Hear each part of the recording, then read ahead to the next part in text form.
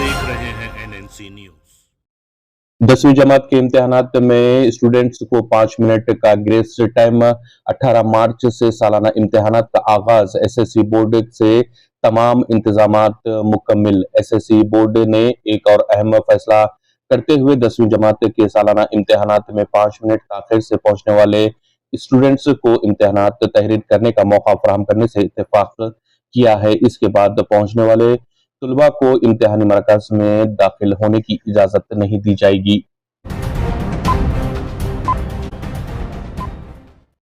महबूबनगर मजालिस मुकामी MLC election में रेवंत रेड्डी बतौर वोटर शामिल। फहरिस्त राय दहिंदगान की इजराई। महबूबनगर मजालिस मुकामी की कौंसिल नशिस्त की राय दहिंदों में चीफ मिनिस्टर रेवंत रेड्डी का नाम भी शामिल है।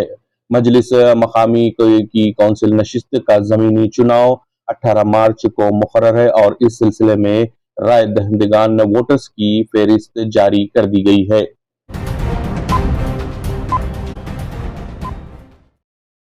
रमजानुल मुबारक में गरीब मुसलमानों को 4.5 लाख मलबूजात का तोहफा। 815 मसाजिद में इफ्तार और तहाइफ की तकसीम। ग्रेटर हैदराबाद में 438 मसाजिद का इंतखाब। हुकूमत की आला सतह कमेटी की तश्कील।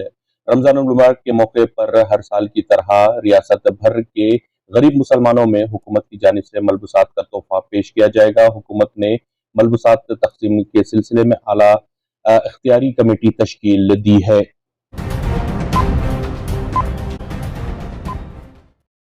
एजेंडे के 16 आइटम्स मंजूर। जीएचएमसी स्टैंडिंग कमेटी इजलास में बायोमेट्रिक अटेंडेंस सिस्टम को मंजूरी। Greater Hyderabad municipal corporation GHMC standing committee का इजलास मेयर गदवाल विजयलक्ष्मी की सदारत में मुनक्किद हुआ। मेयर ने कहा कि इस इजलास में स्टैंडिंग कमेटी ने 17 के मुजमदा 16 आइटम्स को मंजूरी दी है।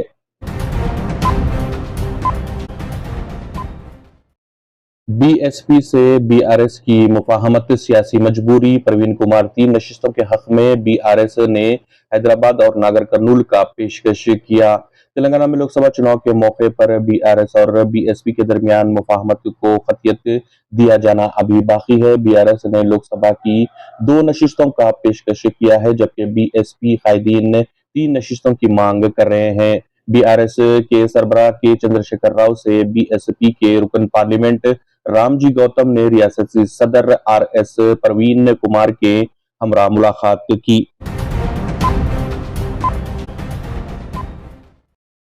राशन कार्ड के बगैर अवाम को आरोग्यश्री स्कीम से इस्तेफादा की सहूलत। रहनुमायाना खतूत जारी करने की तैयारी। हुकूमत पर सालाना 450 करोड़ रुपए का इजाफी माली बोझ। हुकूमत रियासत में आरोग्यश्री को स्पेशल स्कीम के तौर पर नाफिज करने का इरादा रखती है। राशन कार्ड और मालियाती मौकूफ के ताल्लुक से बगैर तमाम लोगों को इस स्कीम से फायदा पहुंचाने का फैसला किया है। इस फैसले के मुताबिक इस्तेफादा कुंदगान को राजीव आरोग्यश्री के नाम से नए कार्ड्स जारी करने का मंसूबा तैयार किया जा रहा है। Nation one election Kovind committee की रिपोर्ट सदर जमहूरिया को पेश। लोकसभा इंतखाबात और बल्दी इंतखाबात एक साथ कराने से मुतलिक कई अहम तजावीज़ शामिल। वन नेशन वन इलेक्शन से मुतलिक साबिक सदर जमहूरिया रामनाथ कोविंद की ज़ेर क़ियादत कमेटी ने अपनी रिपोर्ट सदर जमहूरिया द्रौपदी मुर्मू को पेश कर दिया है। एक तरफ लोकसभा इंतखाबात का नोटिफिकेशन चंद दिनों में ही जारी होने वाला है और दूसरी तरफ कोविंद कमेटी ने एक मुल्क एक इंतखाब से मुतलिक अपनी रिपोर्ट सदर जमहूरिया के हवाले कर दी है।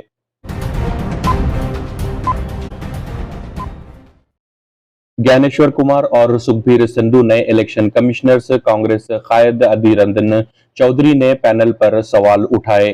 सुखबीर सिंह संधू और ज्ञानेश्वर कुमार को मुल्क के अगले इलेक्शन कमिश्नर्स के तौर पर मुंतखब किया गया है। ये दोनों ब्यूरोक्रेट्स हैं और इन्हें इलेक्शन कमिश्नर बनाने का फैसला वजीर आजम नरेंद्र मोदी की क़ियादत वाली सिलेक्शन कमेटी ने किया है। शहरियत तरमीमी कानून को कभी वापस नहीं लिया जाएगा। अमित शाह। शहरियत तरमीमी कानून यानी सीएए मुल्क में नाफिज हो गया है। इस पर चल रही सियासत के दरमियान मरकजी वजीर दाखिला अमित शाह ने वाजे किया कि सीएए यानी शहरियत तरमीमी कानून को कभी वापस नहीं लिया जाएगा। एक न्यूज एजेंसी को दिए गए इंटरव्यू में अमित शाह ने कहा कि सीएए कानून कभी वापस नहीं लिया जाएगा। अपने मुल्क में किसी को भी हिंदुस्तानी शहरियत फराहम करना हमारा बुनियादी हक है। हम इसके साथ कभी समझौता नहीं करेंगे। इलेक्टोरल बॉन्ड्स की तफसीलात वेबसाइट पर जारी। इलेक्शन कमीशन की कार्रवाई से खरीदारों के नाम जाहिर। इंतखाबी कमीशन ने बिलाखिर जुमेरात यानी 14 मार्च को इलेक्टोरल बॉन्ड्स की तफसीलात पब्लिक डोमेन में डाल दी हैं। सुप्रीम कोर्ट की हिदायत के बाद एसबीआई ने 2 दिन कबल यानी 12 मार्च को इलेक्टोरल बॉन्ड्स से मुतालिक तफसीलात इलेक्शन कमीशन के हवाले की थी। राहुल की यात्रा महाराष्ट्र में दाखिल। नासिक में किसानों से खिताब। किसानों के मुतालबात नजरअंदाज करने के लिए मोदी हुकूमत पर तनकीद। शरद पवार और संजय रावत भी रैली में शामिल हुए। इजराइल हमास को खत्म नहीं कर सकता। Hassan Nasrallah. हिजबुल्लाह के सेक्रेटरी जनरल हसन नसरुल्लाह ने कहा है कि इजरायली वज़ीर आज़म नेतन्याहू हमास को खत्म नहीं कर सकेंगे। हिजबुल्लाह के सेक्रेटरी जनरल नसरुल्लाह ने माह सियाम की मुनासिबत से मुनक़िद प्रोग्राम में बज़रिए वीडियो कॉन्फ्रेंस से शिरकत की। अपने खिताब में नसरुल्लाह ने 7 अक्टूबर से जारी हमलों पर गौर करते हुए नेतन्याहू को मुखातिब करते हुए कहा कि अगर इजराइल रफा में दाखिल हुआ तो वो जंग हार जाएगा। वो कभी भी हमास को खत्म नहीं कर सकता।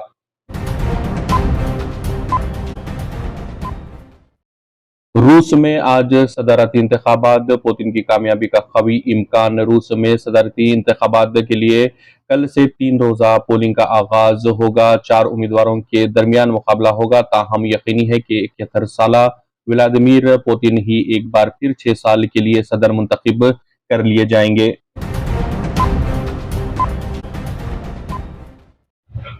हमसे माहिदा करना इजराइल के लिए सुनहरी मौका होगा। हमास के सियासी ब्यूरो चीफ इस्माइल हानिया ने कहा है कि मुज़ाकरात और महाज एक दूसरे के बरखिलाफ अवामिल हैं।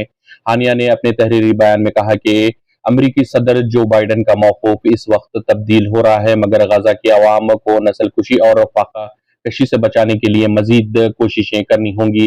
इजराइल के साथ जारी मुज़ाकरात के बारे में हानिया ने कहा कि महाज और मुज़ाकरात एक दूसरे के बरखिलाफ अवामिल हैं। हमास मुज़ाकराती अमल को तक़वियत देने के और फ़लस्तीनी अवाम के खिलाफ हमलों को रोकने की भरपूर कोशिश कर रहा है। नाजरीन, हमारे यूट्यूब चैनल को सब्सक्राइब करें और फेसबुक पेज को फॉलो ज़रूर करें और हमारे वीडियोस को लाइक और शेयर ज़रूर करें ताकि आपको देश और दुनिया की ताज़ा खबरें हासिल होती रहें।